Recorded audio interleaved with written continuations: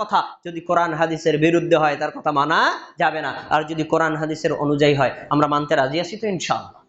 এটা হলো একজন মুমিনের 2 নম্বর কাজ। 3 নম্বর, পীর বুজুর্গদের অন্ধ অনুসারে। বাংলাদেশ, ভারত, পাকিস্তান পীরের অভাব নাই, মুরিদের অভাব নেই। আরে ভাই আপনি নিজে পীর হন, আপনার আমি মানা করি না, মুরিদ হন তা মানা করি না, কিন্তু আপনি যখন আপনার পীর সাহেবের এমন বানায় নেবেন, পীর কোনোদিন ভুল করতেই পারে না, পীর কোরআন হাদিসের বিরুদ্ধে কথা বলতেই পারে না, পীর যা বলেছেন কোরআনের বিরুদ্ধে গেলেও মানবো, আরে হাদিসের বিরুদ্ধে গেলেও মানবো, এরকম যদি অন্ধ অনুসরণ করেন, আপনি জেনে রাখেন আল্লাহ আপনাকে কোনোদিন সিরাতাল মুস্তাকিম দেখাবেন না।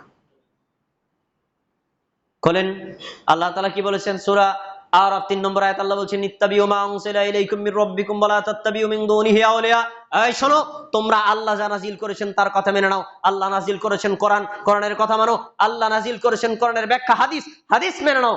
আর কোরআন হাদিস বাদ দিয়ে, আল্লাহ যা নাজিল করেছেন তা বাদ দিয়ে তোমরা তোমাদের ওলিয়া আউলিয়াদের অনুসরণ করো না। এ কথা কার? আমার। খোলেন সূরা আরাফে 3 নম্বর আয়াত, এখনো তো আয়াত এভাবেই আছে।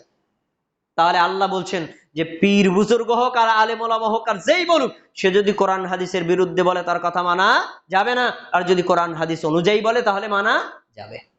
কিন্তু আপনার প্রশ্ন থাকতে পারে, আলেম ওলামা কি কোরআন হাদিসের বিরুদ্ধে বলতে পারে? হ্যাঁ বলতে পারে। কি কয়? এটা আল্লাহ কোরআনে উল্লেখ করেছে।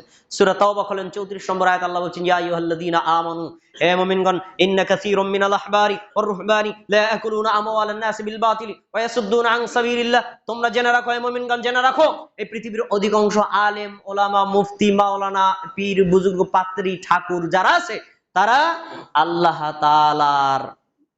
তাআলার মানে জনগণের সম্পদ অন্যায়ভাবে বক্ষণ করে।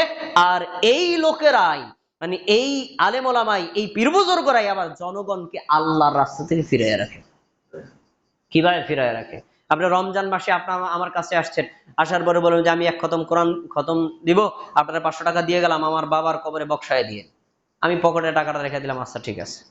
কিন্তু আমি তো আপনার এই কথা বলে দিতে পারতাম, ভাই রমজান মাস আসছে, আপনি আপনার নিজের কোরআন তেলাওয়াত করবেন, কোরআন তেলাওয়াত করার পরে আপনি নিজের বাবার জন্য দোয়া করবেন। আমাকে বলে গেছেন না? হ্যাঁ, আমি অবশ্যই দোয়া করব, কিন্তু আমি কোরআন তেলাওয়াত করলে আপনার বাবার কোনো উপকার হবে না, বরং আপনি আমার কাছে দোয়া চাইতে এসেছেন, আমি তার জন্য দোয়া করে দিব। ভাই একটা সঠিক জিনিস শিখে গেল, কিন্তু আমি সেই সঠিক জিনিসটা শিক্ষা না দিয়া পকেটে কিছু রেখে দিলাম।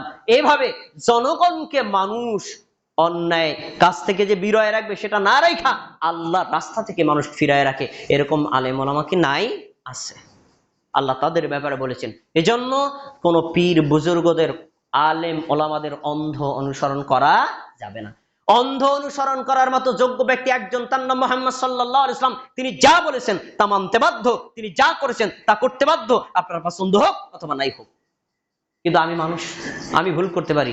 আমার কথা যদি কোরআন হাদিসের সাথে সাংঘর্ষিক হয়, আপনি মানতে পারবেন না। এটা ইসলামী শরীয়ত, এটা ইসলামী শরীয়তের নির্দেশনা। তাহলে আমরা 3টা বিষয় পেলাম যে আমরা